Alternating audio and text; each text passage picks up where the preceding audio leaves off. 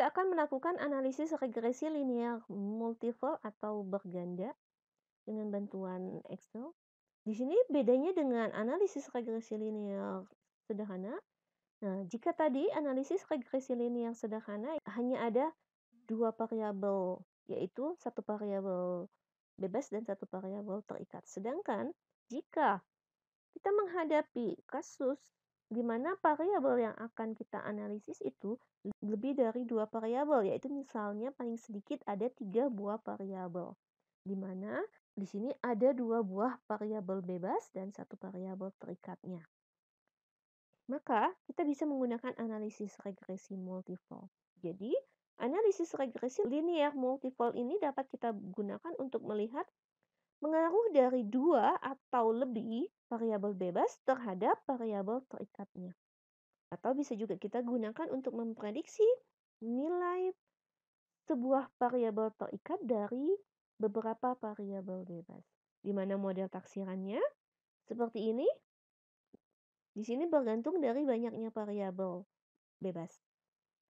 Di sini variabel bebasnya dianggap ada sebanyak K.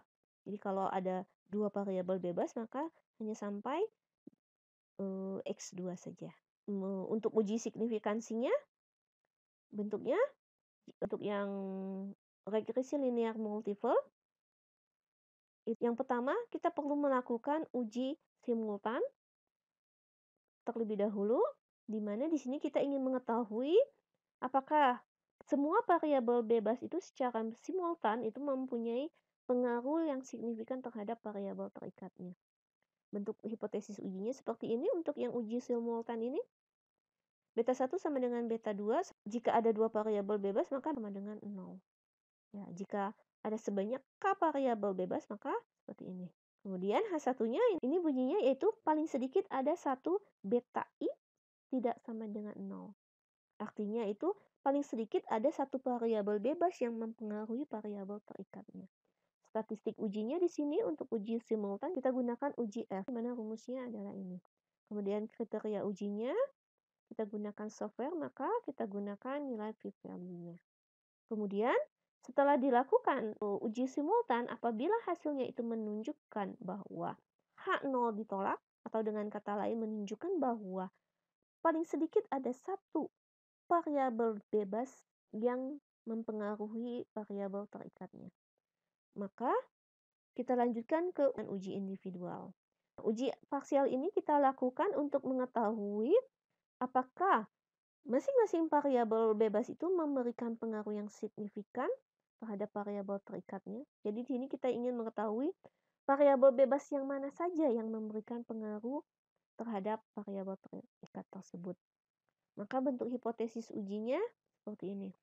Yaitu di sini nanti masing-masing untuk variabel pertama, maka di sini disimbolkan dengan beta 1 sama dengan 0. Untuk variabel keduanya nanti kita ganti dengan beta 2 sama dengan 0. Kemudian statistik ujinya ini seperti ini. Dan kriteria ujinya seperti ini. Ya, kita lihat contohnya. Di sini ada contoh 3 buah variabel. Jadi di sini kita ingin mengetahui apakah kemampuan kerja pegawai dan kepemimpinan direksi itu memberikan pengaruh terhadap produktivitas kerjanya. Maka di sini ada 2 variabel bebas, yaitu kemampuan kerja dan kepemimpinan. Sedangkan variabel produktivitas ini adalah variabel terikatnya. Karena ada 2 variabel bebas, maka di sini kita gunakan analisis regresi linear multiple. Di sini kita akan menggunakan bantuan Excel. Seperti tadi, caranya sama, yaitu data, kemudian kita pilih data analisis. Kita klik 2 kali, sama seperti tadi kita pilih regression. Oke. Nah, sekarang kita masukkan variabel Y-nya. Variabel Y-nya itu adalah tadi ya, ini ya, produktivitas kerjanya. Kita masukkan variabel Y-nya. Kemudian untuk X-nya, variabel X-nya, untuk variabel X-nya itu ada 2 di sini ya, yaitu X1 dan X2-nya. Atau kemampuan kerja dan kepemimpinan direksinya.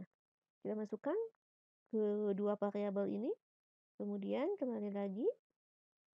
Kemudian seperti tadi, karena kita memasukkan nama variabelnya, maka kita checklist label. Kemudian untuk output range-nya, misalnya kita pilih di sini. Kembali lagi, oke. Kalau sudah, oke ya. Hasilnya kita peroleh ini. Ini hasil output dari Excel-nya. Kita lakukan hal yang sama seperti tadi. Berikutnya, dari hasil Excel tadi kita analisis. Yang pertama, kita bentuk persamaan regresi taksirannya. Kita lihat tadi ya, bentuknya itu adalah Y topi sama dengan B0 ditambah B1 dikali X1 ditambah B2 dikali X2. Kita lihat nilai B0, B1, dan B2-nya ini pada output Excel tadi. Untuk nilai B0, B1, B2-nya pada kolom koefisien. Ini nilai B0-nya yaitu 0,95122 dan seterusnya gitu ya. Misalnya di sini kita ambil 3 desimal, maka B0-nya itu 0,951, kemudian B1-nya itu yang baris X1 ini yaitu misalnya kita ambil di sini 4 desimal, 1,2439. Kemudian untuk B2-nya misalnya kita ambil 4 juga, maka 2,146. Kemudian kita masukkan ke persamaan tadi, maka kita peroleh persamaan regresinya taksirannya itu adalah Y topi sama dengan 0,951 ditambah 1,2439 dikali dengan X1 ditambah 2,1463 dikali X2. Atau kita masukkan bahwa produktivitas kerja itu sama dengan 0,951 ditambah 1,2439 dikali dengan kemampuan kerja pegawai ditambah dengan 2,1463 dikali dengan kepemimpinan direksi. Kemudian, jika datanya data sampel seperti tadi, kita lakukan uji signifikansi koefisien regresinya, di mana yang pertama yaitu kita harus melakukan uji simultan terlebih dahulu. Bentuknya menjadi seperti ini ya. H0-nya ini dan H1-nya ini. Kemudian untuk statistik ujinya, F hitungnya setelah dijabarkan itu kita bisa menggunakan rumus ini dari hasil output SPSS tadi. Nilai F hitungnya itu ada di tabel ANOVA yang ini, di mana nilai F hitungnya itu adalah sebesar 56,36503 atau jika kita bulatkan 56,365. Atau jika kita ingin menghitungnya secara manual menggunakan rumus ini, maka bisa kita lihat dari hasil ini yaitu RJK. R-nya itu adalah 128,0488. Sedangkan RJKS-nya itu hasilnya itu adalah yang bawahnya yaitu 2,271777. Maka hasilnya itu adalah 56,365. Nah, kalau kita menghitung sendiri dari hasil nilai koefisien determinasi, itu hasilnya ada perbedaan sedikit ya akibat pembulatan. Selanjutnya kita masuk ke kriteria uji. H0 ditolak jika p-value-nya lebih kecil sama dengan alpha. Kita lihat nilai p-value kita itu adalah, kita lihat di kolom yang terakhir yaitu nilainya itu sangat kecil karena di sini ada E-05 artinya itu 10 pangkat min 5.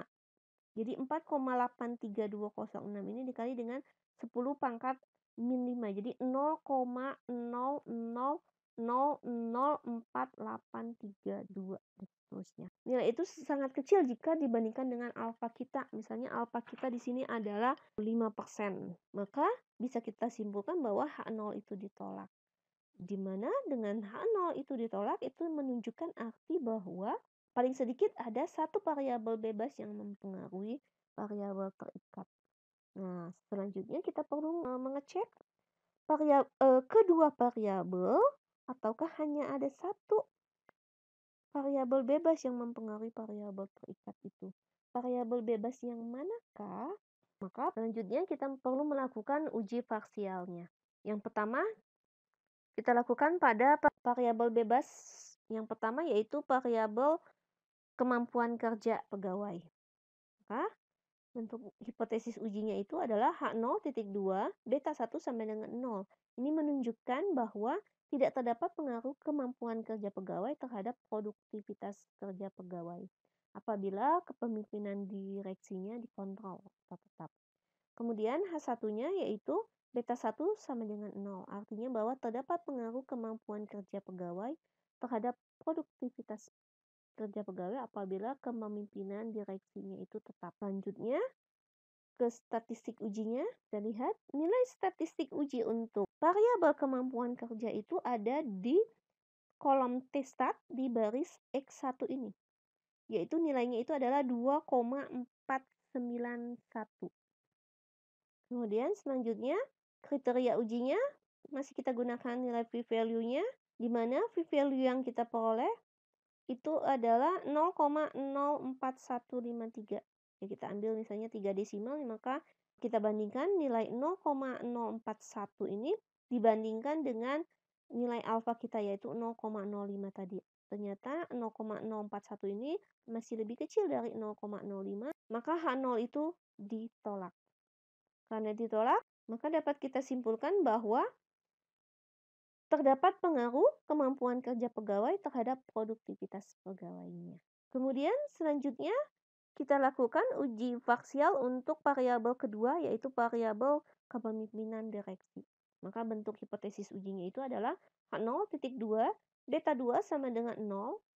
Ini menunjukkan arti bahwa tidak terdapat pengaruh, harusnya di sini adalah kepemimpinan direksi ya. Pengaruh kepemimpinan direksi terhadap produktivitas pegawai apabila kemampuan kerja pegawainya tetap. Kemudian H1-nya titik 2 beta 0 tidak sama dengan 0, artinya bahwa terdapat pengaruh kepemimpinan direksi terhadap produktivitas kerja pegawai apabila kemampuan kerja pegawainya dikontrol atau tetap. Kemudian untuk statistik ujinya kita lihat di hasil output Excel. Hasil T hitungnya itu adalah 3,039. Ya, jika ingin dibulatkan 2 desimal maka 3,04. Sedangkan nilai p-value-nya itu adalah 0,01886. Jika diambil 3 desimal maka kita memperoleh hasil p-value adalah 0,019. Kita bandingkan dengan alpha yaitu 0,05, nilai p-value ini lebih kecil dari 0,05. Maka bisa kita simpulkan bahwa H0 ditolak. Maka dengan H0 itu ditolak, maka dapat kita simpulkan bahwa terdapat pengaruh kepemimpinan direksi terhadap produktivitas pegawainya apabila kemampuan kerja pegawainya itu tetap. Karena kedua variabel ini memberikan pengaruh pada produktivitas kerja pegawai, maka persamaan regresi linear multiple yang kita peroleh sebelumnya itu dapat kita interpretasikan seperti ini ya, yaitu dari hasil nilai B0 sebesar 0,9514 itu artinya bahwa rata-rata produksi kerja pegawai itu sebesar 0,9514, kemudian nilai B1-nya 1,2436 itu menunjukkan bahwa apabila setiap kenaikan kemampuan kerja pegawai itu sebesar 1 unit dan kepemimpinan direksi itu tetap, maka produktivitas kerjanya akan meningkat sebesar 1,2436. Dan untuk nilai B2-nya yaitu 2,1463 itu memiliki arti bahwa setiap kenaikan kepemimpinan direksi itu sebesar 1 unit dan kemampuan kerja karyawannya tetap, maka produktivitas kerja akan meningkat sebesar 2,1436. Ya, demikian pembahasan mengenai analisis regresi linear. Wassalamualaikum warahmatullahi wabarakatuh.